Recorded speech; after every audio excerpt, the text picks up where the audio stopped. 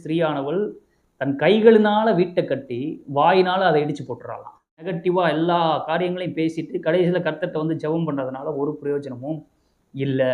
பெண்கள் அந்த குடும்பத்தினுடைய தீர்க்கதரிசி.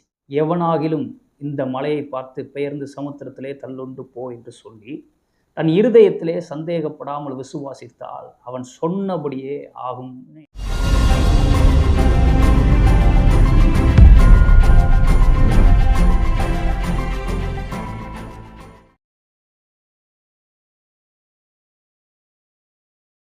Praise the Lord. கர்த்தர் நல்லவர், கர்த்தர் நல்லவரும் நன்மை செய்கிறவருமாக இருக்கிறார். நிச்சயமாகவே உங்களுடைய வாழ்க்கையிலே நன்மையும் கிருபையும் தொடரும்.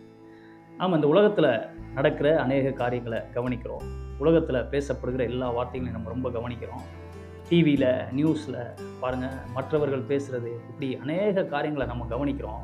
ஆனால் ஒரு விஷயத்தை நம்ம அநேக நேரங்களில் கவனிக்காமல் விடுறோம். அது என்ன அப்படின்னா, நம்முடைய வாயின் வார்த்தைகளை நம்ம கவனிக்காமல் விடுறோம்.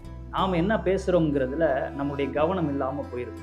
நம்ம என்ன பேசுகிறோம், எதை பற்றி பேசுகிறோம் அப்படிங்கிற குறித்து ஒரு அவேர்னஸ் இல்லாமல் இருக்கிறதுனால பாருங்கள், அநேகருடைய வாழ்க்கையில் அவர்கள் விரும்பினது கூட அவர்களுக்கு வராமல் இருக்கிறது.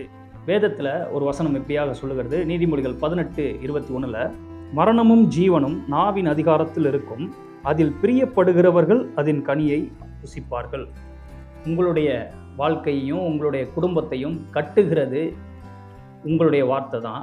அதே நேரத்தில் இடித்து போடுகிறதும் உங்களுடைய வார்த்தை தான் அப்படின்னு சொன்னால் நீங்கள் எப்படி திங்க் பண்ணுவீங்க? எவ்வளோ கவனம் செலுத்த ஆரம்பிச்சிருவோம் நம்முடைய வாயின் வார்த்தைகளில்? நிச்சயமாக அது சத்தியம்ங்க. நம்ம என்ன பேசுகிறோம் அப்படிங்கிறது ரொம்ப ரொம்ப ரொம்ப ரொம்ப இம்பார்ட்டண்ட். பொதுவாகவே நம்முடைய வாழ்க்கை எடுத்துக்கிட்டிங்க அப்படின்னா அது அநேக நேரத்தில் ஏதேனின் வாழ்க்கையை போல் இல்லை. ஏன்னா பாவத்துக்கு அப்புறம் நம்ம இருக்கிறதுனால நம்முடைய வாழ்க்கையில் அநேக நேரங்களில் அந்த ஒழுங்கின்மை, வெறுமை, இருள் இதெல்லாம் இருக்குது. பாருங்கள், அநேகருடைய சூழ்நிலைகள் அப்படி தான் இருக்குது. ஆனால் அதன் மத்தியிலே வாழ பழகிடக்கூடாது.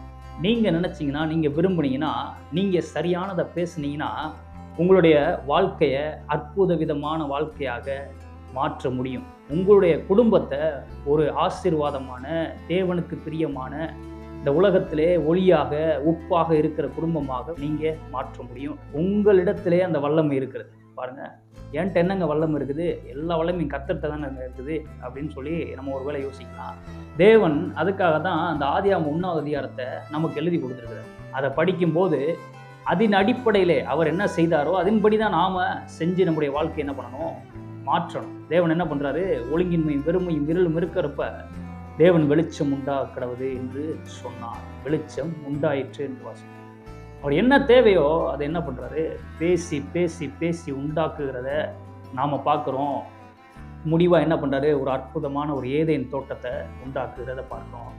இதே போல தான் நம்முடைய வாழ்க்கையிலையும் பாருங்கள், பிரச்சனைகளும் போராட்டங்களும் இருக்கிற வாழ்க்கையில் தேவையான காரியங்களை பேசி பேசி பேசி நம்முடைய குடும்பத்தை ஒரு ஏதேன் தோட்டத்திலே வாழ்கிற குடும்பமாக மாற்ற உங்களால் முடியும். இப்படி இருக்கிறதுனால தான் நாம் என்ன பேசுகிறோங்கிறதுல ரொம்ப கவனமாக இருக்கணும். அநேகருக்கு ஒரு வார்த்தை தெரியும். என்ன வார்த்தை தெரியும்? அவர் சொல்ல ஆகும், அவர் கட்டளையிட நிற்கும் அப்படிங்கிற வசனம் கிறிஸ்தவர்களுக்கு ரொம்ப பேர் போன வசனம். அவர் சொன்னார்னா அப்படியே நடக்குங்க. ஆனால் தேவன் என்ன சொல்கிறாரு?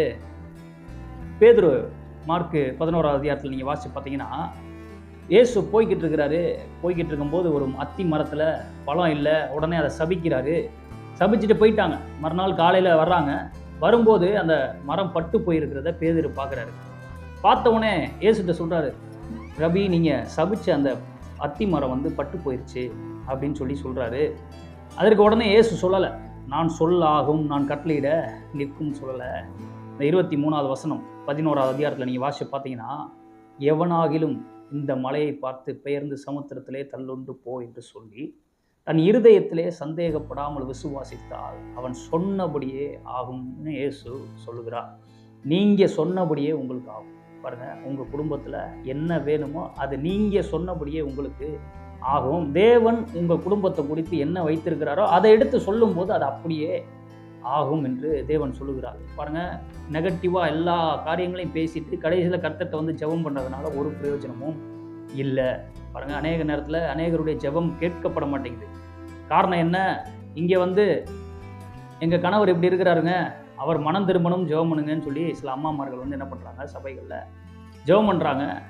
ஜெபம் பண்ணிட்டு வீட்டுக்கு போய் பார்த்தா அந்த எய்த்த வீடு பக்கத்து வீடு அவங்க பேசுகிற பாருங்கள் எல்லா சகோதரிகள்லையும் என்ன சொல்கிறது, என் கணவர் இப்படிப்பட்டவராக இருக்கிறாரு, என் கணவர் என்னை அடிக்கிறாரு, என் கணவர் குடிக்கிறாரு, என் கணவர் இப்படி இருக்கிறாரு பாருங்கள். இப்படி பேசிட்டு சர்ச்சில் வந்து நீங்கள் ஜெபம் பண்ணீங்கன்னா அப்படின்னா நிச்சயமாக உங்கள் கணவர் பாருங்கள் அப்படியே தான் இருக்க போகிறாரு.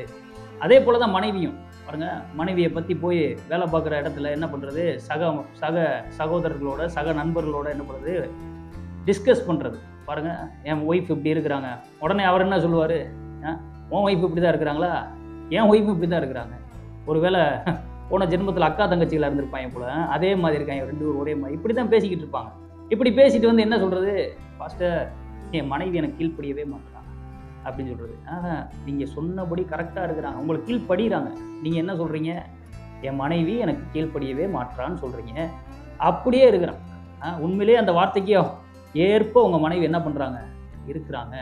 அப்போ என்ன நம்ம பேசுகிறோங்கிறத கவனிக்காமல் நாம் வேற எல்லா முயற்சிகளையும் பண்ணாலுமே அது என்ன ஆகும், தோல்வியில் தான் போய் முடியும். ஏன்னா வேதத்தில் போட்டுக்கிறது பாருங்கள், மரணமும் ஜீவனும் நாவின் அதிகாரத்தில் இருக்கிறது. ஒரு பிரசங்கியார் ரொம்ப அழகாக சொன்னார், ஏன் தேவன் இப்படி போடலை, ஜீவனும் மரணமும் நாவின் அதிகாரத்தில் இருக்குன்னு போட்டிருக்கலாமே, ஏன்னா ஜீவன் தானே ரொம்ப ப்ரெஷியஸான ஒன்று, அதை ஃபஸ்ட்டு போட்டிருக்கலாமே அப்படின்னு சொல்லி சொன்னார். ஆனால் தேவன் அழகாக போட்டுக்கிறாரா மரணமும் ஜீவனும்.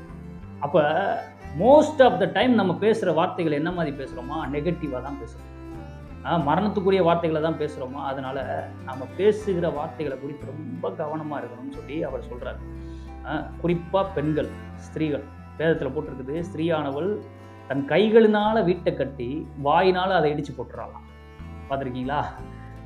அநேக குடும்பங்கள் இடிந்து கிடக்கிறதுக்கு காரணம் அங்கு இருக்கிற அந்த பெண்கள்னு சொன்னால் பாருங்கள், நம்மளுக்கு ஒரு வேளை பிடிக்கலை, அதை ஏற்றுக்கொள்ள முடியலை, ஆனால் உண்மைதாங்க, நீங்கள் உங்கள் குடும்பத்தினுடைய தீர்க்கதரிசி, பெண்கள் அந்த குடும்பத்தினுடைய தீர்க்கதரிசி. வேதம் அப்படி தான் சொல்லுது பாருங்கள். பெண்கள் வீட்டில் இருக்கிறவங்கள என்ன சொல்கிறாங்களோ, வீட்டில் இருக்கிறவங்களுக்கு என்ன பாருங்கள் வார்த்தைகளை சொல்கிறாங்களோ அதன்படி அந்த குடும்பம் இருக்கும். பிள்ளைங்களை என்ன சொல்கிறாங்களோ அதன்படி அந்த குடும்பம் இருக்கும். அப்போ இவ்வளவு முக்கியம் வாயின் வார்த்தைகள். அப்போ உங்களுடைய வாயின் வார்த்தைகளில் கவனம் செலுத்துங்க, மற்ற காரியங்களை யோசிக்காதீங்க. எந்த பிரச்சனையாக இருந்தாலும் பாருங்கள் சரியாயிரும். அந்த உங்களுடைய வாயின் வார்த்தைகளை வைத்து உங்களுடைய ஏதேன் தோட்டத்தை நீங்கள் என்ன பண்ணிடலாம், உண்டாக்கிடலாம். உங்கள் வாழ்க்கையை அப்படி ஆக்கிடலாம். உங்கள் வாழ்க்கையை அந்த மாதிரி ஒரு அற்புதமான வாழ்க்கையாக மாற்றிடலாம். வாயின் வார்த்தைகளில் கவனமாக இருங்க. தேவன் உங்களை குறித்து என்ன சொல்லியிருக்கிறாரோ அதை எடுத்து பேசிக்கிட்டே இருங்க. நிச்சயமாக உங்கள் வாழ்க்கை அதே போலவே ஆகும். ஸோ நிச்சயமாக இந்த வீடியோ உங்களுக்கு பிரயோஜனமாக இருக்கும் என்று நம்புகிறேன். கர்த்தர் நல்லவர். God bless you.